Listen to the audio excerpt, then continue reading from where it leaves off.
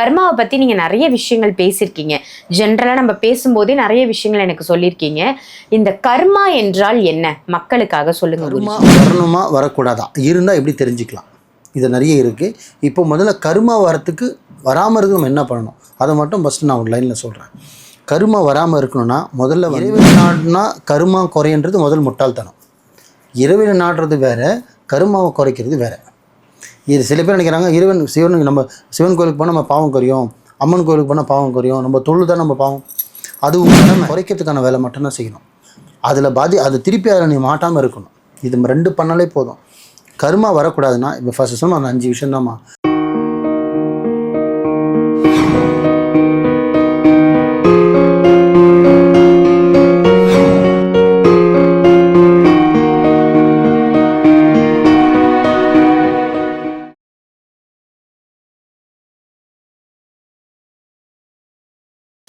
நேயர்கள் அனைவருக்கும் அன்பான வணக்கங்கள். இன்னைக்கு நம்ம யாரை சந்திக்க வந்திருக்கோம் அப்படின்னு பார்த்தீங்கன்னா மாலிக் குருஜி அவர்களை தான் சந்திக்க வந்திருக்கோம். வணக்கம் குருஜி. வணக்கம்மா. குருஜி, ரொம்ப அற்புதமான தகவல்களை மக்களுக்கு எடுத்துரைச்சிட்டு வரீங்க. அதே மாதிரி இறைவன் பாதையில் எல்லாருமே செல்லணும், அதுதான் சாலச் சிறந்தது அப்படிங்கிறதையும் வலியுறுத்திட்டு வரீங்க. ரொம்ப ஒரு அற்புதமான விஷயம். நம்ம பதிவை புதுசாக யாராவது பார்க்குறாங்க அப்படின்னா நிச்சயமா இந்த பதிவு அவங்களுக்கு பயனுள்ள பதிவாக அமையும். அதற்கான தகவல் என்ன, அந்த கேள்வி என்ன அப்படின்றத நான் இப்போ கேட்குறேன். இன்னைக்கான டாபிக் என்ன அப்படின்னு பார்த்தீங்கன்னா கர்மாவை பற்றி நீங்கள் நிறைய விஷயங்கள் பேசியிருக்கீங்க. ஜென்ரலாக நம்ம பேசும்போதே நிறைய விஷயங்கள் எனக்கு சொல்லியிருக்கீங்க. இந்த கர்மா என்றால் என்ன மக்களுக்காக சொல்லுங்கள் குருஜி. ஆக்சுவலி கர்மானா என்ன, நிறைய பேர் மனசில் இந்த கர்மான்ற வார்த்தையை இப்போ ஒரு 10 வருஷமாக தான் எல்லாமே அதை அவங்க செவியில் கேட்குது. என்னென்னா 10 வருஷமாக தான். உண்மை தானே? ஆமாம், அதிகமாக கேட்குது. 10 வருஷமாக தான். ஆமாம், கண்டிப்பாக. அதுக்கு முன்னாடி கர்மானா என்னன்னு தெரியாது. உண்மை. இதுக்கு இன்னொரு பேர் பார்த்தீங்கன்னா பித்ருதோஷம் அப்படின்னு சொல்லுவாங்க. சாஸ்திரப்பட பார்த்தீங்கன்னா ஜாதகம் பார்த்துட்டு பித்ருதோஷம் இருக்குது, முன்னோர்கள் பண்ண பாவங்கள் உங்களுக்கு நிறைய இருக்குது, அதுக்கு நீங்கள் காசிக்கு போங்க, ராமேஸ்வரத்துக்கு போங்க, புண்ணியஸ்தானம் பண்ணுங்கள், இதெல்லாம் பண்ணிங்கன்னா உங்களுக்கு கர்மா குறையும்னு சொல்லுவாங்க. அது 100% உண்மை தான். இதுதான் ஆதி காலத்துலேருந்து பண்ண ஆரம்பிச்சு. ஆனால் இப்போ இந்த மீடியா பப்ளிசிட்டி ஆனதால், சோஷியல் மீடியா அதிகமாக இருந்ததால் கர்மான்ற ஒரு வார்த்தை மக்களுக்கே தெரிய வந்தது. ஆனால் கர்மான்றது மனுஷன் எப்போ குறிப்பிட்ட நாளுக்கு அப்புறம், ஒரு குழந்தையாக இருந்தாலும் சரி, குறிப்பிட்ட மாதம் குறிப்பிட்ட நாளுக்கு அப்புறம் பதில் சொல்ல ஆரம்பிச்சிடும் இறைவனுக்கு. அதுவுமே கர்மாவில் சேர்ந்தது தான். கர்மானா என்ன ரொம்ப ஷார்ட்டாக சொல்லிடுறேன். கர்மா வரணுமா வரக்கூடாதா இருந்தால் எப்படி தெரிஞ்சுக்கலாம்? இது நிறைய இருக்குது. இப்போ முதல்ல கர்மா வரத்துக்கு வராமல் இருக்கு நம்ம என்ன பண்ணணும் அதை மட்டும் ஃபஸ்ட்டு நான் ஒரு லைனில் சொல்கிறேன். கர்மா வராமல் இருக்கணும்னா முதல்ல நீங்கள் உங்கள்தானதை மட்டும் நீங்கள் யோசிக்கணும். எப்படின்னா உங்கள் சாப்பாடு மட்டும் தான் நீங்கள் சாப்பிட்ணும், உங்கள் சொத்தை மட்டும் தான் நீங்கள் அனுபவிக்கணும், உங்கள் பதவிக்கு மட்டும்தான் நீங்கள் ஆசைப்படணும், உங்களோட கையில் இருக்க பணம் மட்டும்தான் அது உங்களுது, உங்களுக்கு இருக்க சொந்தம் மட்டும்தான் உங்களுது. நல்ல வார்த்தையில் எல்லாம் கவனிங்க. இது எல்லாமே 4மே ஒரு மனுஷன் சராசரியாக பண்ணுறது. இந்த 4 விட்டுட்டு ஆப்போசிட்டாக இன்னொருத்தன் சொத்து ஆசைப்படுறது, இன்னொருத்தன் பதவி ஆசைப்படுறது, இன்னொருத்தன் மனைவி ஆசைப்படுறது, இன்னொருத்தன் பதவி ஆசைப்படுறது, இன்னொருத்தவனோட பணம் சொத்து பதவி என்னென்ன வச்சுருக்கணும் அது எல்லாம் ஆசைப்படுறது எல்லாமே அந்த செயல்கள் நம்ம செஞ்சு அதை அனுபவிச்சோன்னா அது எதில் சேரும்? கர்மாவில் தான் சேரும். ஓகே, ரொம்ப சிம்பிள். ஸோ இந்த கர்மா வந்ததுக்கப்புறம் என்ன பண்ணலாம் அப்புறம் சொல்கிறேன். இந்த வீடியோ முழுக்க பை எனக்கு கர்மா இதுவரையும் தெரில பை, நான் எந்த ஜாதகம் பார்க்கல நம்ப மாட்டேன், இதுவரையும் கர்மா இல்லை, இதுக்கப்புறமா என் கர்மா வரக்கூடாது, என் பிள்ளைங்களுக்கு கர்மா வரக்கூடாது, நான் எப்படி வாழணும்? அப்போ நீ எப்படி வாழணும்? ரொம்ப உண்மையாக வாழணும். அவ்வளோதான். நீ நல்லா பெருசாக தாடி விட்டுக்கணும், தொப்பி போட்டுக்கணும், கோயிலுக்குள்ளே போகணும், அங்கேதாச்சும் பண்ணணும், மலை ஏறணும், கோயிலுக்கு நீ வாரம் போகணும், என்ன சொல்கிறது, துளசி மாலை போட்டுக்கணும், எதுவுமே தேவையில்லை. நீயாக இருந்தாலே போதும். இறைவனை நாடுனா கர்மா குறைன்றது முதல் முட்டாள்தனம்.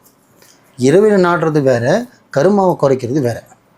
இது சில பேர் நினைக்கிறாங்க சிவன் நம்ம சிவன் கோயிலுக்கு போனால் நம்ம பாவம் குறையும், அம்மன் கோயிலுக்கு போனால் பாவம் குறையும், நம்ம தொழில் தான் நம்ம பாவம். அதுவும் கடமை, அது உன்னோட கடமை.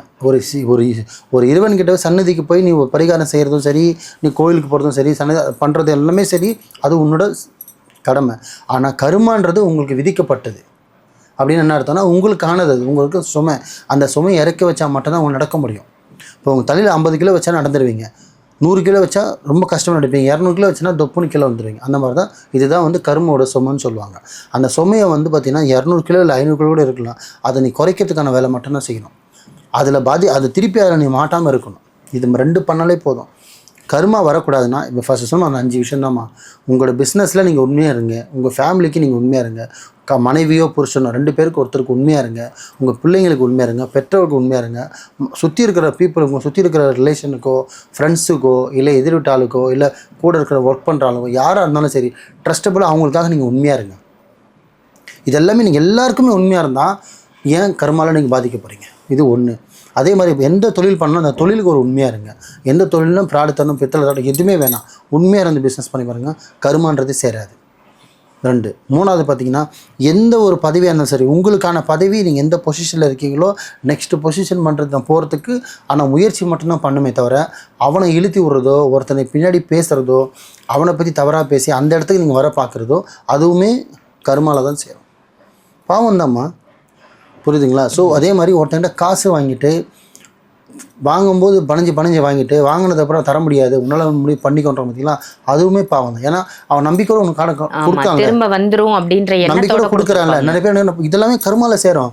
ஒரு கடன் வாங்கி நீ தவற கொடுக்காம நீ இருந்தனா அதுவும் கர்மா தான், பாவம் தான். ஏன்னா அவன் ஏமாற்றி நீ வாங்கியிருக்க. அப்போ நீ வாங்கினா அந்த பாவம் யாருக்கு போனால் உன் பிள்ளைக்கு போகும், இல்லை மாற்றுக்கிறதே கிடையாது, சிம்பிள். ஸோ அதுவும் பாவம் தான்.